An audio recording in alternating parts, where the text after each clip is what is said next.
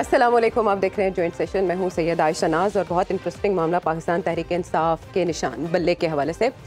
आज एक heart break खबर है, जिसे बैड ब्रेक खबर भी कह सकते हैं कि बल्ले का निशान वहीं से वापस हो गया जहां से वापस मिला था। तो आज इसको बारीक बीनी में देखेंगे मामले को और पाकिस्तान तहरीक इंसाफ के मुस्तकबिल के हवाले से भी बात करेंगे। अदनान आदिसा मेरे साथ मौजूद हैं लाहौर स्टूडियोज़ में, अबूज़र सलमान नियाज़ी भी उनके हमरा हैं, राना मुबशर साहब इस्लामाबाद स्टूडियो से ज्वाइन कर रहे हैं, जबकि जनरल रिटायर्ड गुलाम मुस्तफ़ा वीडियो लिंक पर हमें ज्वाइन करने जा रहे हैं। ये बात काफ़ी इंटरेस्टिंग है कि 22 दिसंबर को इलेक्शन कमीशन एक फ़ैसला देता है, 26 दिसंबर को फैसला उस पर हुक्म इम्तना आ जाता है, फिर इलेक्शन कमीशन जाता है और एक और जज के सामने पेशावर हाई कोर्ट में ही ये मामला लग जाता है। तो ये बल्ले का मामला लाहौर हाई कोर्ट में भी, पेशावर हाई कोर्ट में भी एक मुअम्मा बना है कि इस मामले को लेकर आगे क्या होने जा रहा है और डिवीज़न बेंच अब इस पर क्या करेगा। आज हमने अबूज़र, मुझे बहुत से निकात पर आपकी रहनुमाई चाहिए। आज ये बात हुई कि इलेक्शन कमीशन को पहले सुना नहीं गया, फिर बैरिस्टर अली ज़फ़र ने कहा कि हमें भी आज नहीं सुना गया। मेरा ख्याल है हम पहले शामिल करते हैं इस पर तासुरात क्या थे बैरिस्टर अली ज़फ़र और बैरिस्टर गौहर के, फिर आगे बात बढ़ाते हैं। जी, ये डिसीजन उजलत में दी गई है, हम इंशाअल्लाह ताला इसके खिलाफ सुप्रीम कोर्ट ही जाएंगे। बॉयकॉट की तरफ हम किसी सूरत नहीं जाएंगे। कभी यकीन है सुप्रीम कोर्ट इस मैटर को ऐसे जाने नहीं देगी। सुप्रीम कोर्ट कभी भी इस बात को कंसिडर करेगी हमसे जो इलेक्शन का सिंबल है वो वापस लिया जाए। अच्छा, वो जैसे कहा जाता है ना कि दो आंखें आपस में ही नहीं मिलती, ये दो आप मौक़िफ़ देख रहे हैं। 9 तारीख तक इंतज़ार करने का बैरिस्टर अली ज़फ़र कह रहे हैं और जो चेयरमैन जिनके बारे में आप कहा जा रहा है वो चेयरमैन भी नहीं रहे, वो कह रहे हैं हम सुप्रीम कोर्ट जाएंगे। क्या करेगी पीटीआई? पहले देखें, दोनों ऑप्शंस मौजूद हैं। सुप्रीम कोर्ट जाना इस ऑर्डर के ख़िलाफ़ एक CPLA हम इसको कहते हैं लीगल लैंग्वेज में, वो फाइल होती है सुप्रीम कोर्ट के अंदर। इसके खिलाफ डायरेक्ट सुप्रीम कोर्ट में फाइल हो सकती है इस ऑर्डर के खिलाफ, जो इंटरिम ऑर्डर उन्होंने वेकेट किया है इसके खिलाफ। दैट मीन्स कि आपकी इंटरिम रिलीफ की एप्लीकेशन डिसमिस हो गई है, तो वो फाइनलिटी अचीव कर चुकी है, तो आप सुप्रीम कोर्ट जा सकते हैं। या फिर अगर पेशावर हाई कोर्ट के ऊपर आप 9th को उनको कहें इस मामले को आप डिसाइड कर लें, बहस इस पर काफ़ी हो चुकी है सारी पार्टीज़ को सुन के, अगर वो 9th या 10th तक डिसाइड कर देती है तो तब भी मेरे ख्याल से वो ऑप्शन भी अवेलेबल है। लेकिन सुप्रीम कोर्ट में CPLA फाइल करना is not dependent on the outcome of the proceedings in the Peshawar high court, क्योंकि सुप्रीम कोर्ट में इस हद तक जाया जाएगा कि ये इलेक्शन कमीशन का जो ऑर्डर है इसको जब तक पेशावर हाई कोर्ट में केस चल रहा है उसको सस्पेंड कर दे। सो ये दोनों कंकरेंट रेमेडीज हैं, साथ साथ चल सकती हैं। अच्छा। एक में फाइनल जजमेंट आनी है पेशावर हाई कोर्ट में, लेकिन सुप्रीम कोर्ट जाते हैं तो एक इंटरिम ऑर्डर आएगा जिसमें वो कहेंगे कि जब तक ये केस चल रहा है पेशावर हाई कोर्ट में तब तक इस जजमेंट का ऑपरेशन सस्पेंड हो जाए, क्योंकि हमारा इलेक्शन जो प्लान है सारा वो पार्टी का डिस्टर्ब हो रहा है। तो 26 को जो फैसला आया वो तहरीरी तौर पर नहीं आया, उसके बगैर ही इलेक्शन कमीशन चला गया। फिर यही बात कि सिंगल बेंच का फैसला सिंगल बेंच कैसे मुअत्तल कर सकता है बुज़र? नहीं, देखें, सिंगल जज जो होता है वो बिल्कुल कर सकता है, उसके पास कॉन्स्टिट्यूशनल जुरिस्डिक्शन में बैठा होता है अंडर आर्टिकल 199, वो तो कर सकता है। लेकिन मेरे ख्याल से जो अब पेशावर हाई कोर्ट ने ये फैसला दिया है, ये मैं आपको एक चीज़ बता दूं, जो रिकॉल का ऑर्डर होता है ये 99% ऑफ द टाइम्स जजेस नहीं करते अपना ऑर्डर दोबारा रिकॉल। अच्छा। और इनको मेरे ख्याल से इंतज़ार करना चाहिए था कि जब तक वो DB नहीं बैठती 9th तक तब उसको फैसला देना चाहिए था, उससे पहले नहीं देना चाहिए था। और उसमें मैंने रीजनिंग पढ़ी है, मुझे इस चीज़ की समझ नहीं आई। वहाँ पे जज साहब कह रहे हैं कि इलेक्शन कमीशन ये कह रहा है और वो उससे एग्री कर रहे हैं कि अगर ये बैट के सिंबल में स्टे ऑर्डर हो गया तो इलेक्शन डिले हो सकता है। अब ये मुझे समझ नहीं आई कि बैट का सिंबल अगर एग्जिस्ट करता है तो उसका इलेक्शन से डिले या देर से होने में उसमें क्या रुकावट है, मुझे ये चीज़ समझ नहीं आई। कानून में मुझे इसकी कोई पोजीशन नज़र नहीं आ रही। देखें, क्लियरली नज़र आ रहा है कि द वर्ड जो सिंबल है बैट, उसको हमने इलेक्शन जो एक प्लान है, जो पूरा स्कीम है, उससे माइनस करना है। मुझे ये लग रहा है इस वक्त टोटल फोकस पूरा ये लग रहा है कि हमने माइनस करना है। तो अगर माइनस ही करना है तो दूसरा निशान तो नहीं मिलने वाला, इसका मतलब है प्लान B की तरफ आप जाएंगे। इसमें देखें, नहीं देखें, अभी सुप्रीम कोर्ट में जाएगा, सारा कुछ जाएगा, अभी भी but the time is short. नहीं, time is not short. 9th को डिसाइड हो जाएगा, फिर सुप्रीम कोर्ट एक हियरिंग पे इसको सेटिसाइड कर सकता है। अच्छा। लेकिन ये देखें, मैंने वो पढ़ा था, एक चीज़ होती है फोबिया।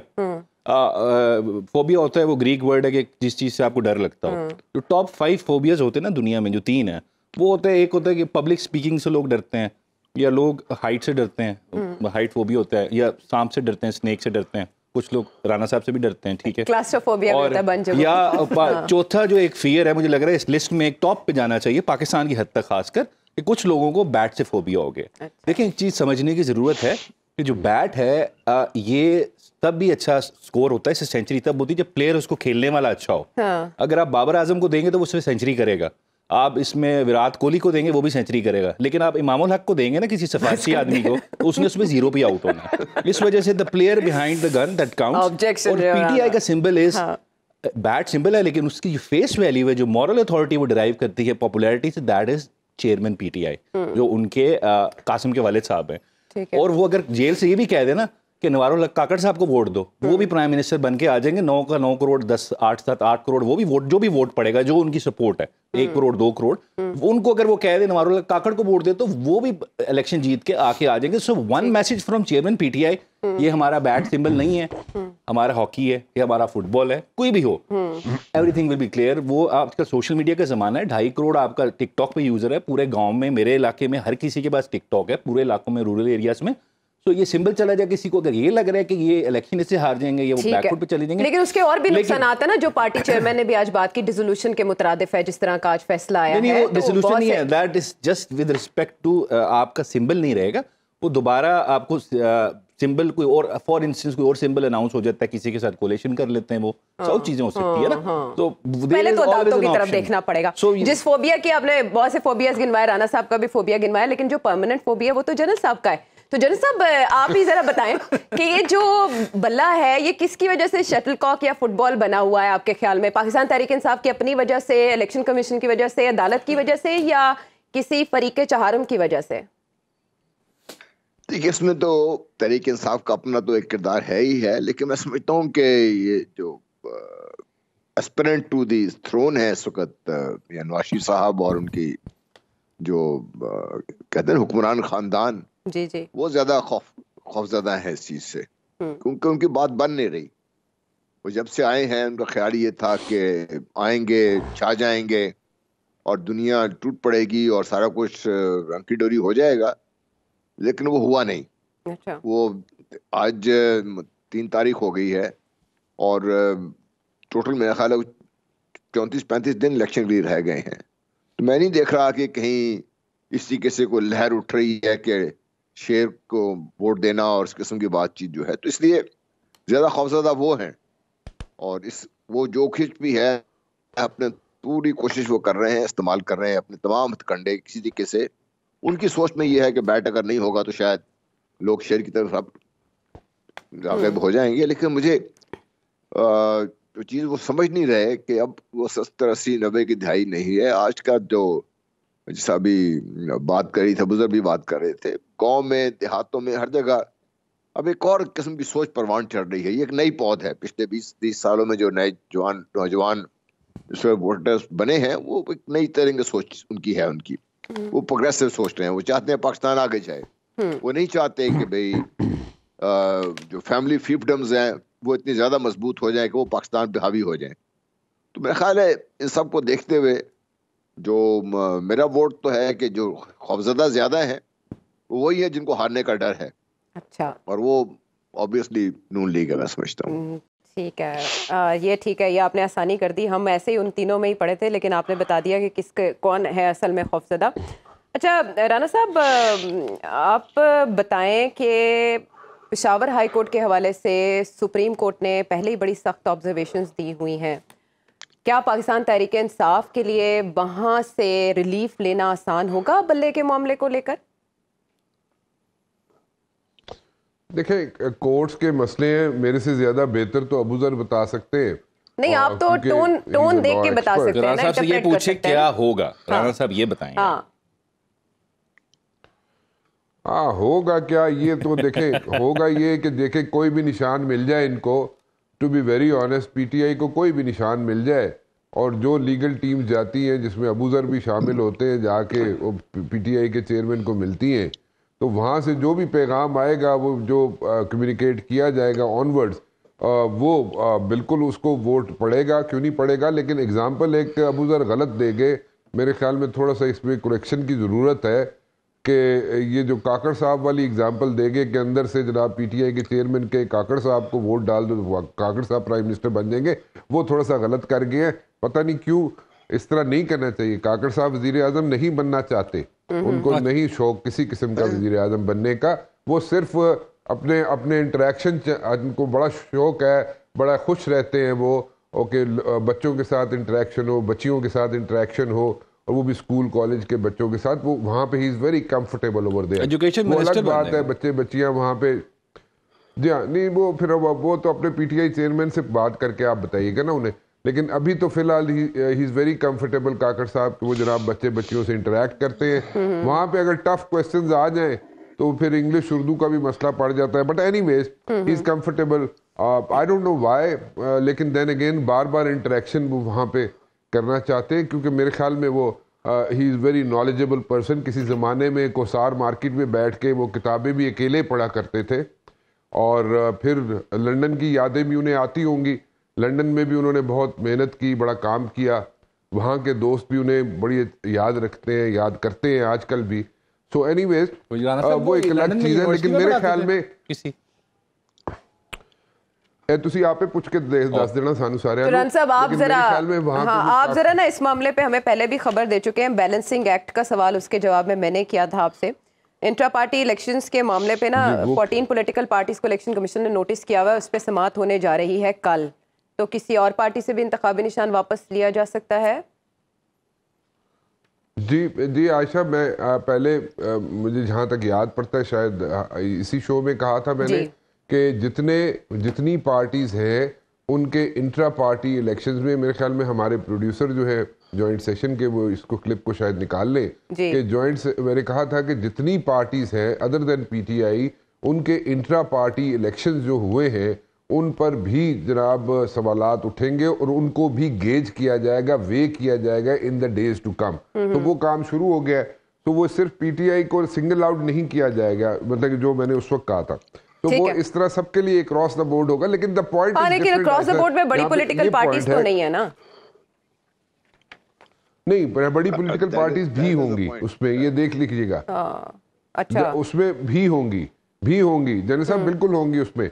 और ये मेरी इंटेल है, मेरी इंफॉर्मेशन है, मैं वो शेयर कर रहा हूँ यहाँ पे। ठीक है। और बिल्कुल होगी, पहले भी शेयर किया था, अब भी कर रहा हूँ। लेकिन पॉइंट डिफरेंट है यहाँ पे कि आप इतनी जो इस वक्त जो हो रही है, इतने क्वेश्चन मार्क्स हैं ऑन द इलेक्शंस, जिस तरीके से इलेक्शंस हो रहे हैं या होने जा रहे हैं, शायद 8 तारीख को होने जा रहे हैं, लेकिन द पॉइंट इज कि इसमें आप इसके इलेक्शंस के बाद क्या होगा, you know, we should gauge that situation, we should be talking about that particular situation। ठीक है, शायद का जो वर्ड है उसको इन्वर्टेड कोमास में रखते हैं। हाँ, अगर मगर शायद, ये राणा साहब से हमें सुनने को मिल रहा है। और बिल्ली चूहे का खेल उसके बाद भी क्या जारी रहेगा, ये भी राणा साहब ने सवाल अपनी जगह पर छोड़ा। हम वापस आते हैं back to basics. Adnan Ali साहब, पहला जो ऑर्डर आया पेशावर हाई कोर्ट से उसको इम्प्लीमेंट नहीं किया, यही बात आज पाकिस्तान तहरीक इंसाफ के वकला ने भी की कि जो कहा गया उस पर अमल दरामद नहीं हुआ, और उस पर इम्प्लीमेंट किए बगैर ये इलेक्शन कमीशन ने आज कैसे रिलीफ ले लिया? बस जब सारा सिस्टम जो है उसने तहैया किया हुआ है कि पीटीआई को आउट करना है या दीवार से लगाना है या जितना भी महदूद किया जा सके एक कॉन्स्टिट्यूशनल और लीगल ग्रे एरियाज़ को इस्तेमाल करके वो करना है, तो फिर वो है। अब इंतज़ामिया जो है ज़्यादा ताकतवर है आइन से, कानून से। पाकिस्तान में हमेशा ऐसे रहा है। सिकंदर मिर्ज़ा जो थे 50s में, वो भी एक लिमिटेड डेमोक्रेसी की बात करते थे कि महदूद जमहूरियत होनी चाहिए, और वो वज़ीर आज़म जो थे उनको उतारते रहते थे और बनाते रहते थे। पाकिस्तान में एक जुमा बाज़ार वज़ीर आज़म का लगा रहता था, कभी बोगरा, कभी चुंदरीगर, कभी चौधरी मोहम्मद अली, कभी हुसैन शहीद सोहरवर्दी। तो ये जो खेल है ये पाकिस्तान में 70 साल से चल रहा है। तो इंतज़ामिया की एग्जेक्टिव की पावर बहुत ज़्यादा है। वो चाहे तो अदलिया को भी बेबस कर सकती है, वो कानून को भी तोड़ मरोड़ के अपने लिए अपनी जो चाहे वो रास्ता निकाल सकती है। तो उसी का शाखसाना ये भी है, उसी का हम ये मुजाहरा देख रहे हैं। अब जब पूरे सिस्टम ने ये तहैया किया हुआ है कि एक तो माइनस बानी पीटीआई करना है, वो तो हो गए। दूसरे ये कि आपने इस पीटीआई को 30-35 सीटों तक महदूद करना है। जैसे एक ज़माने में बेनज़ीर की सिर्फ 17 सीटें हुई थी, हालांकि वो ज़्यादा पॉपुलर थी, लेकिन ऐसे इलेक्शन कराए गए कि उनकी सीटें बराए नाम ही रह गईं। अंदरूनी सिंध से बस 15-17 सीटें वो उनके पास थीं। तो वही हाल इस वक्त जो है सिस्टम ने तहैया किया हुआ है कि पीटीआई का करना है। और जाहिर है कि पीटीआई जो है उसकी लीडरशिप ज़्यादातर अपर मिडिल क्लास से है, और वो कोई ऐसी कोई रेवोल्यूशनरी पार्टी तो है नहीं, तो वो उसकी महदूद वो है सलाहियत। आज आपने देखा कि उनकी वो एक MNA ईमान ताहिर को भी अरेस्ट कर लिया गया पेशावर में, और वो ज़रताज ज़रताज गुल जो हैं उन्होंने भी वहाँ बार में अच्छा, पनाह वो ली। दुहाई दे रही हैं, वो माफ़ी हाँ। मांगती है, उन्हें माफ़ी मिलेगी अदनान आतिफ साहब? देखें, अभी तो मुझे मुश्किल लगता है कि कोई जब तक इलेक्शन नहीं हो जाते किसी के साथ ज़्यादा लीनियंट सलूक हो, क्योंकि जो लोग हमारी मुक़तदरा से करीब हैं या जो इंतज़ामी ढांचे से करीब हैं, हमारे सहाफ़ी हजरात भी, एंकर भी, कॉलम नवीस भी, वो तो कह रहे हैं कि जब तक एक मखसूस तरीके से जो पसंदीदा नताइज हैं उसकी श्योरिटी नहीं होगी, इलेक्शन नहीं कराए जाएंगे। मतलूबा नताइज तक। अगर वो नताइज जो तो हैं, इस पर पिल दैट की जो रिपोर्ट एक आ रही है वो बड़ा ख़तरनाक इहाता कर रही है सारी सिचुएशन का, और ये कहा जा रहा है कि डोनाल्ड ट्रंप की तरह सलूक किया गया साबिक चेयरमैन पीटीआई के साथ। इस तरह की रिपोर्ट्स के होते पिल डैट से ज़्यादा मैं ज़्यादा ऑथेंटिक समझता हूँ HRCP? Human rights commission of Pakistan. वो लोग बहुत सख्त नाकिद भी रहे हैं बानी पीटीआई के और पीटीआई के, लेकिन उन्होंने कहा है कि साफ शफाफ इंतखाबात होते नज़र नहीं आ रहे हैं। और उन्होंने जिस तरह उम्मीदवारों को उठाया गया, उनके तस्दीक कुनिंदा को, तजवीज़ कुनिंदा को कागजात छीने गए, फिर मुस्तरद किए गए होल सेल, यानी उनके जो कागजात हैं उनका मुस्तरद होने का और नून लीग के कागजात मुस्तरद होने का जो रेशो है 1 से 18 है। यानी अगर 18 मुस्तरद हुए पीटीआई के तो सिर्फ 1 नून लीग कहती है उन्होंने 9 मई नहीं किया।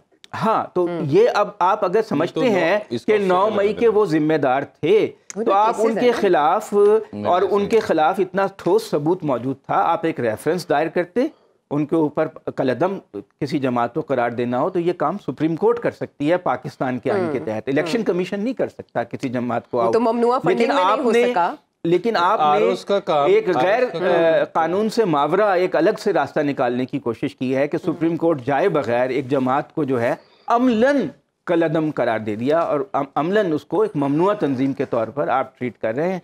इसके पता नहीं मुल्क पे अच्छे असरात होंगे या बुरे होंगे, लेकिन फ़िलहाल इंतज़ामिया जो है हैज़ इट्स ओन वे, वो अब जो करना चाह रही है वो कामयाबी से कर रही है। और ये बात हमने पहले भी देखा कि ये सलूक जो है पहले बेनज़ीर भुट्टो पीपल्स पार्टी के साथ भी हो चुका है और उनके खिलाफ भी नवाज शरीफ बरूए कार आए थे इंतज़ामी ढांचे के साथ पार्टनर बन के। अब जो है वो पीटीआई के साथ हो रहा है, अब भी नवाज शरीफ बरूए कार आ रहे हैं। बाद में फिर उनकी लड़ाई भी हो जाती है, जब वो आ जाते हैं उनकी मदद से हुकूमत में, फिर वो इंतज़ामी ढांचे से मुक़तदरा से लड़ भी पड़ते हैं। तो पाकिस्तान को मुझे नहीं मालूम कि इसका फ़ायदा होगा या नुकसान होगा। आज जो हमारी माशी हालत है इस वक्त, ये माशी हालत को लेकर मुझे एक सवाल जहन में आया। जैसे अब सिचुएशन ऐसी है तो बहुत सी बेपरकी भी छोड़ी जाती हैं, जिसकी आज तरदीद भी कर दी बैरिस्टर गौहर ने। ज़रा सुने उनकी स्टेटमेंट, क्या कह रहे हैं वो। नहीं, कल मेरी मीटिंग हुई है IMF से, उससे पहले मेरी ज़रूर मीटिंग हुई थी। कल जो मीटिंग ये कह रहे हैं मेरी कोई मीटिंग नहीं हुई IMF से, ना हमने IMF को कल डिस्कस किया है, ना उसके स्टेटमेंट के से रिलेटेड कोई स्टेटमेंट दी है। अदनान साहब, पहले हुई मीटिंग, कब हुई वो मीटिंग? कहते हैं कि मीटिंग हुई थी लाहौर में बानी पीटीआई के साथ, और उसमें क्योंकि IMF जो है वो आलमी एक इदारा है कर्ज देने का, उनको ये श्योरिटी चाहिए कि जो हमसे शराइत तय हो रही हैं कोई अगली हुकूमत आके उनसे मुनहरिफ तो नहीं हो जाएगी कि हमारा पैसा ही डूब जाए यहाँ पर, हम जो अरबों डॉलर इनको दे रहे हैं उसकी वापसी का भी तो कोई बंदोबस्त होना चाहिए। ये मुलाकात कब के आसपास हुई? उसमें तो 2-3 लोग नहीं थे, जितने भी लोग थे। अब वो जाहिर है कि बहुत पब्लिक, लेकिन ये बैरिस्टर गौहर कह रहे हैं मेरी हुई। अब वो जो पहली मीटिंग में थी बैरिस्टर गौहर तो नहीं थे उस मीटिंग में। वो पार्टी के जो भी सरकर्दा लोग होंगे मिले होंगे और यकीनन उन्होंने कहा होगा कि हम, वो ज़मान पार्क में हुई थी, ज़मान पार्क में हुई थी। अब हम उनका नाम नहीं ले सकते ना, आप नाम पूछती हैं हम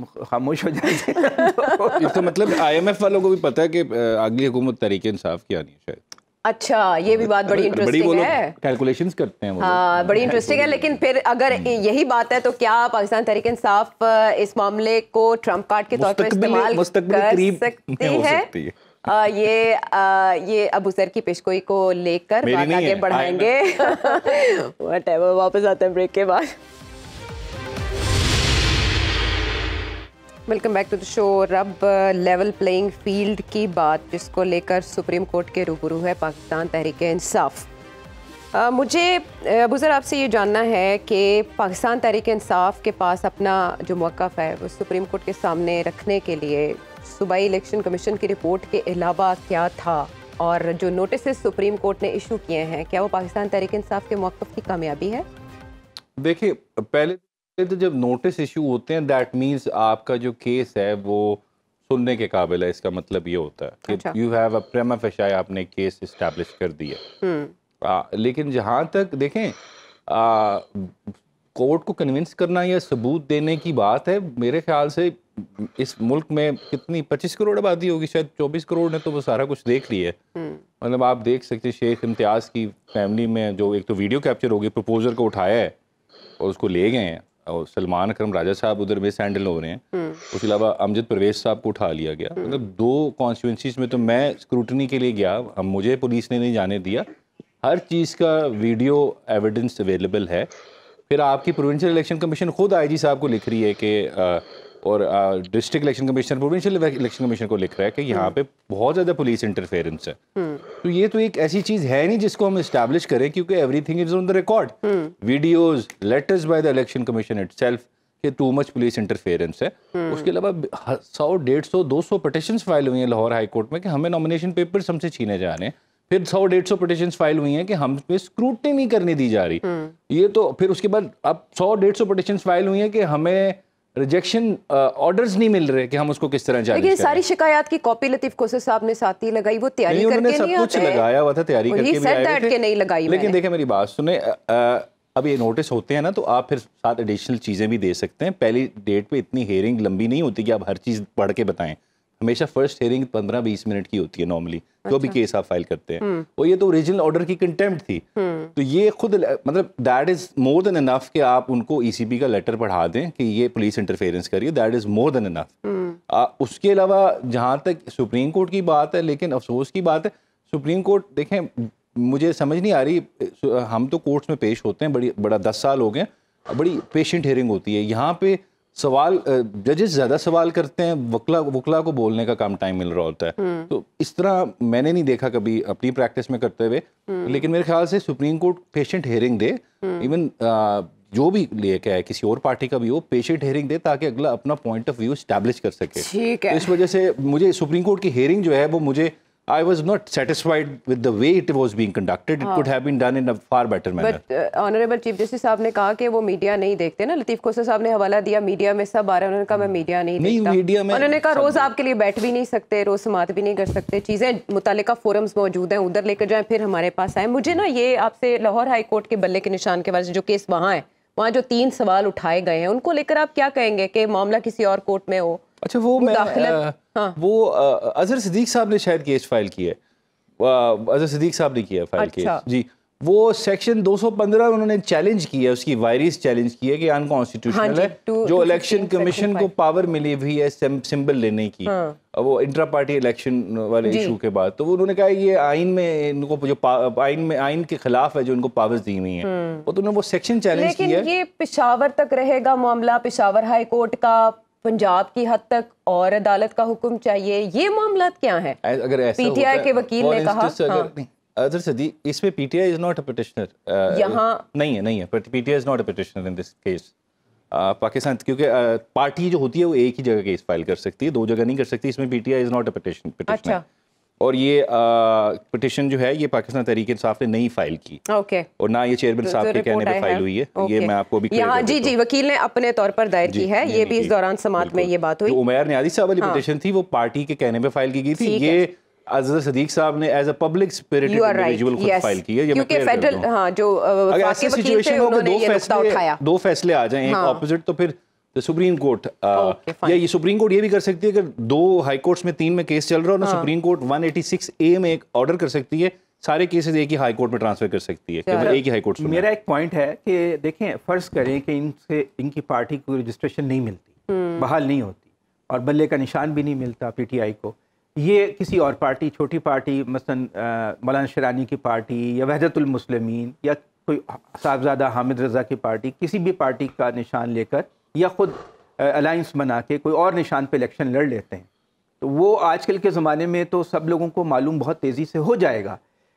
फ़ायदा क्या होगा इसका इंतज़ामिया को या इलेक्शन कमीशन को? बदनामी भी होगी, इंटरनेशनल लेवल पे जो इलेक्शंस है उसकी साख भी ख़राब होगी। इसका भी कोई तोड़ सोचा ही होगा। वो वैसे वो पार्टीज की लिस्ट ये बैट लेना ज़ाहिरी तौर पे तो लग रहा होगा कि जी पाकिस्तान तहरीक इंसाफ का बहुत नुकसान हो गया, ये अगर अब मेरे ख्याल से 10 से 15% सिंपैथी वोट और बढ़ जाएगा। हाँ। और जो अडियाला से पैगाम आना है कि ये निशान है, इधर वोट डालें, सारा वोट उधर ही जाएगा। और ये मेरे ख्याल से at end of the day जो इसको डिज़ाइन करेंगे, ये पैट सिंबल लेना है, ये फ़ायदा पाकिस्तान तहरीक इंसाफ को ही होगा इसका। ठीक है, दो प्रोबेबिलिटीज़ हैं जिन पर हम बात कर चुके हैं, लेकिन वापस उस सवाल की तरफ जाते हैं जनरल साहब।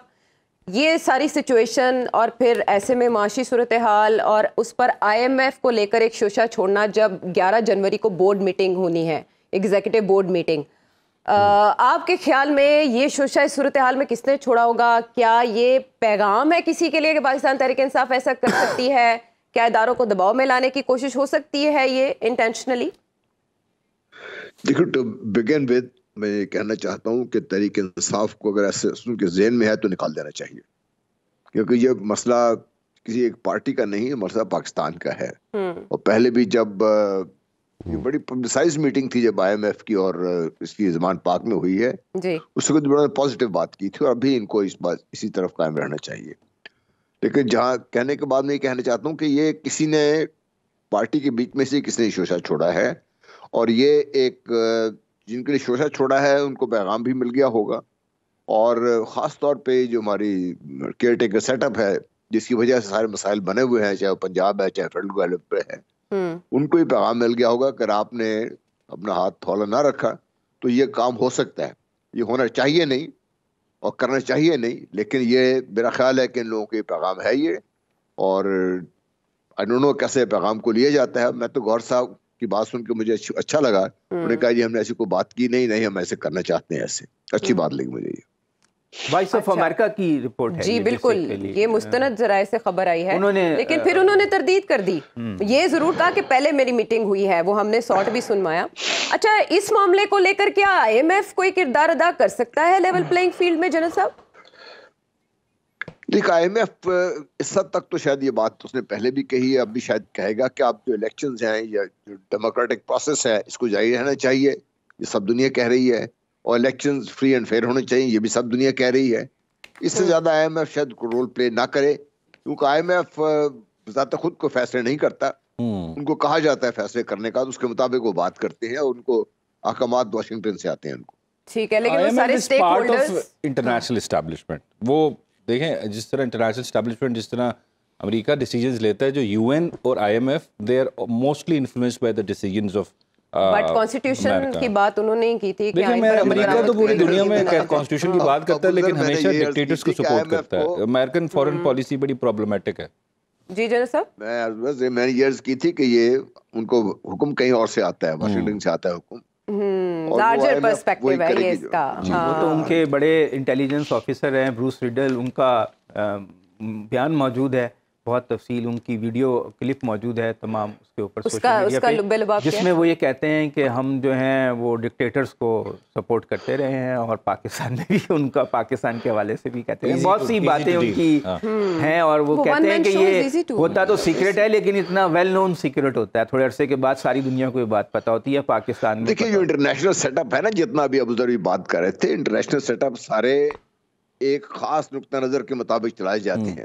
इसमें ये नहीं होता कि इनका अपना कोई सिस्टम होता, कोई आप किसी को ठाक दे, वर्ल्ड बैंक को देख लीजिए आप, ठीक है, अब UN की तरफ जो भी आप देख लीजिए, अब देखिए सब दुनिया शोर मचा रही है, लेकिन UN जो है कुछ करने का काबिल नहीं है। गजा के ह्यूमन राइट्स कहां है? हाँ जी, हाँ बिल्कुल ऐसे ही है। ठीक है, जो लोकल पॉलिटिक्स है वो रिलेटेड है, कनेक्टेड है विद ग्लोबल पॉलिटिक्स। वापस आएंगे एक ब्रेक के बाद। Welcome back to the show. अब सियासी सरगर्मियों की बात कर लेते हैं। पाकिस्तान पीपल्स पार्टी बहुत एक्टिव और एक्टिव भी अब पंजाब में। ताज़ा खबर जो आई है वो ये कि जरदारी साहब बिलावल हाउस लाहौर पहुंच गए हैं। थोड़ी देर में पार्टी की सेंट्रल एग्जीक्यूटिव कमेटी के इजलास होने जा रहा है। बिलावल और जरदारी साहब लाहौर और पंजाब की सतह पर क्या चमत्कार कर सकते हैं, हमें राना साहब ही कोई खबर इस पर देंगे। राना साहब, बयास सादिक साहब और खुर्शीद शाह की आपस में मुलाकात ये पिछले दिनों की, ज़्यादा गुजरे दिनों की बात नहीं है, जब बिलावल भुट्टो जरदारी साहब नवाज शरीफ साहब पर ताक कर हमले कर रहे थे, निशाने ले रहे थे, और अब दो सीनियर लीडर्स आपस में मिल बैठकर क्या बातें कर रहे हैं? अच्छा, वेरी इंटरेस्टिंग क्वेश्चन। ये देखें, खुर्शीद शाह साहब को भी सबको पता है कि जनाब बड़े मंझे हुए सियासतदान हैं, और रियाज सादिक साहब भी बहुत हम्बुल मिजाज से काम करने वाले और बड़े तरीके से Cool and calm. कदम रखने वाले सियासतदान है, वेरी कूल एंड काम, या exactly that is the right word. So वो दोनों सियासतदान जो हैं they mean business, right? The business, like political business I'm talking about, I'm using an American phrase over here. So दोनों जो है उनके दरमियान जो बातचीत हुई है, that is very constructive, to be very honest. अब जो इधर आप देखेंगे कि जो बड़ा हॉस्टाइल एटीट्यूड चल रहा था, एक तो उसमें कमी आएगी जो पीपल्स पार्टी की तरफ से आ रहा था, उसमें थोड़ी सी कमी आएगी, थोड़ी सी, ज्यादा नहीं, थोड़ी सी आएगी। नंबर 2, जो पीपल्स पार्टी एक्सपेक्ट कर रही है कि जनाब यहाँ से सदर्न पंजाब से उनको जनाब यहाँ पे ब्रेक थ्रू मिलेगा, उसमें 4-6 नाम ऐसे हैं जो जरदारी साहब के बड़े करीब हैं, सदर्न पंजाब से उनका ताल्लुक है, वो फैमिलीज भी हैं, और वो ऐसी फैमिलीज हैं जहाँ पे अभी तक एज ऑफ नाउ, आप हंस क्यों रही हैं आयशा? मैं 4-6 नामों को अंदर दी गल होंदी, तुसी हंसदे नहीं, नाम ले लिया करें तो रहेगी, तो आप वो बताइए पूछना सबको चाहते पता लग गया। हाँ, चले वो अभी मेरे ख्याल में रहने दें, क्योंकि वो 4-6 नाम जो हैं ऐसे हैं जो सदरन पंजाब से, let me put it this way, और उनके हाँ भी इस वक्त उनके हलकों में जो है वो ऐसे लोग हैं अभी तक जो कि बरादरी सिस्टम पर वोट डालते हैं। ये भी मैं इसमें ऐड कर दूं, क्योंकि अब तो ये हो गया ना, एक घर में 4-4 किस्म के लोग हैं जो किसी को वोट डालेगा, कोई किसी को डालेगा, लेकिन उन हलकों में जो ये 4-6 लोग हैं, उन वहां पे अभी भी बरादरी के हिसाब से वोट डाले जाते हैं। तो एक तो ये डिफरेंस है, और अगर ये उनको ब्रेक थ्रू जो है मिल रहा है, उसमें सीट्स की मैं ये नहीं कह रहा कि एडजस्टमेंट होगी, लेकिन वहां पे कुछ मेलो एटीट्यूड रखा जाएगा। और इसी तरह एक मेलो एटीट्यूड होगा, एंड थोड़ी सी understanding, I would say, I will use the word understanding होगी when it comes to Sindh also. जो सिंध में जो इत्तेहाद हुआ है, वहां पे भी एक अंडरस्टैंडिंग डेवलप होगी। नाउ दिस इज लाइक ऐसी अंडरस्टैंडिंग्स हैं जो सिंध और सदर्न पंजाब की, मैंने एग्जांपल इसलिए दे रहा हूं कि वहां पे कहा यह जा रहा था कि जनाब बहुत बड़ा डैमेज दे देगी, वहां पे पीपल्स पार्टी को मिल जाएगा, सिंध के अंदर जो इत्तेहाद हुआ है, GDA and all those people, वो किसी हद तक मैलो हो जाएगा। और इसी तरह यहाँ पे जो इन 4-6 लोग उनके साथ मिल सकते हैं पीपल्स पार्टी के साथ, वहां पे भी एक साइलेंट ये भी है कि आप यहाँ बिलावल भुट्टो जरदारी साहब को अकोमोडेट कर दें, उधर शहबाज शरीफ साहब को कर लेंगे, you scratch my back, I scratch yours, सौदेबाजी जनरल साहब, ठीक है, सियासी सौदेबाजी, ठीक है, हम थोड़ा लेकिन ये जो पर्टिकुलर बात आप कर रही है ना, बिलावल वाली और वहाँ पे शहबाज शरीफ वाली, ये इस पे टू बी वेरी ऑनेस्ट, इस पे कोई बात नहीं हुई। ये 4-6 जो लोग हैं, ये फैमिलीज है, इस पे बड़ी इंपॉर्टेंट बातें हुई हैं, बड़ी डेप्थ में जाके, बड़ी डिटेल में जाके हुई हैं। चलें, ठीक है, वो उस लेवल की बात हुई है, ठीक है, इसको थोड़ा स्पीड अप करते हैं अब कन्वर्सेशन को, वक्त हमारे पास मुख्तसर रह गया। अच्छा, पीपल्स पार्टी जो है वो इधर नून लीग के साथ भी हंकी डोरी कह सकते हैं, उधर पीपल्स पार्टी पीटीआई के लिए भी बैड बुक्स में नहीं है। अगर हम पाकिस्तान तहरीक इंसाफ की बात करें तो इद्दत में जो निकाह है उस केस में 10 जनवरी को फर्द जुर्म आयद होने जा रही है। इतना स्पीड अप हो गया ये प्रोसेस, सदनान आली साहब, जनवरी भारी नहीं साबित होने जा रहा? साइफर केस भी, तोशा खाना नहली भी अपनी जगह पर बरकरार है, और वो तौहीन इलेक्शन कमीशन में तो नाहली भी हो सकती है इन केसेस हो गई है ना, आपको पता है, फवाद पे और बानी पीटीआई पे। तो वही जैसे पहले बात हो रही थी कि पूरा सिस्टम जो है इसमें डिटरमिन्ड है कि बानी पीटीआई को जो है माइनस करना है, और पीटीआई को जितना महदूद कर सकते हैं मैक्सिमम उतना महदूद करना है। इनका ख्याल था कि उसकी मकबूलियत कम हो जाएगी। पिछले 20 महीने से जब से उनकी हुकूमत गई है, इनका ख्याल था कि जब कैंपेन चलेगी, मीडिया पे पाबंदी होगी, उनकी किरदार कुशी भी हुई, उनके केसेस भी हुए, लेकिन वो मामला नहीं हो सका। उनकी मकबूलियत जो है वो बजाय कम होने के और बढ़ गई। अब तो वो खुलम खुला धमकियों पे आ गए हैं ना, कि मतलब उनके जो मुखालफिन हैं वो कह रहे हैं कि अगर अदलिया ने इनको रिलीफ दिया या कुछ फ़ैसलों से जो है वो इंतज़ामिया जो है या कुछ हल्के जो हैं वो खुश नहीं हैं अदलिया के कुछ फ़ैसलों से, हालिया फ़ैसलों से, और अगर ऐसा हुआ तो फिर शायद पीसीओ भी लग जाए। यानी वो तो बालाए आइन और मावराए आइन तक की धमकी दे रहे हैं। तो इसी वजह से अब इनको आपस में एक दूसरे के साथ वो भी करना पड़ तो रहा है। ये सारे इत्तेफाक भी केसेस जो करना पड़ आपने रहा है। गिनवाए ये मंतकी अंजाम को पहुंच जाएंगे जनवरी में? नाअहली भी हमने हो तो यही सकती है देखा है, दो जब कोई केसेस में? आदमी सिस्टम जो है उसके खिलाफ हो जाता है तो उसको सजाएं तो हो जाती हैं निचली अदालतों आप से, देखिए फिर बाद नैब भी में 10 वो साल बड़ी सजा अदालतों से कराते चाहे हैं। रिवर्स हो जाएं, हाई कोर्ट से जाके हो जाए, सुप्रीम कोर्ट से, लेकिन वक्ती तौर पे जो छोटा ट्रायल जज है वो सजाएं दे देता है। आपको पता है नवाज शरीफ को भी सजा हो गई थी, बाद में हाई कोर्ट ने 2 दिन में ही उसको अच्छा, फारिग ये कर तो दिया। हिने इलेक्शन कमीशन में कितनी सजा हो ये सकती देखिए है? ये जो सारे केस है ना, जिस तरह इद्दत वाला भी है, ये जितने केसेस है ना इनमें मेरिट कुछ भी नहीं, और इद्दत वाला केस तो बिल्कुल शरिया के खिलाफ है, बनता ही नहीं है केस, ठीक है। हाँ, इस वो पे तो- जजमेंट से सारा वो कुछ तो मैं आपको किसी दिन scientific, प्रोग्राम में बता दूंगा। Medically और भी ये सारे केसेस जो है ना ये इस वजह से नहीं बनाए गए कि ये इसमें सजा दी जाए, ये सजा क्योंकि सेटिसाइड हो जानी है नेक्स्ट स्टेट पे जाके। ओके, ये सिर्फ है basically character assassination, character assassination और नैरेटिव और मीडिया ट्रायल करने के लिए, नैरेटिव बनाने के लिए। लेकिन ये फिर वही एग्जांपल होती है कि ये लोग पूरा केस बनाते हैं, जिस तरह वो याजूत माजूद पूरी रात को वो है ना कि वो दीवार चाटते हैं, लेकिन सुबह उठते हैं तो वो पूरी दीवार होती है। ये भी बड़ी यही अच्छी हो रहा है। मिसाल दी है इतना वैसे खौफजदा है मामले कि को कह रहे हैं कि समझने के लिए। अवामी राय टेलीविजन पे भी अवामी राय के ठीक है, हाँ ये सर्वे आपने बात की, उस पर भी आने वाले शोज में बात करते रहेंगे। अगले प्रोग्राम तक के लिए अल्लाह ने के बाद।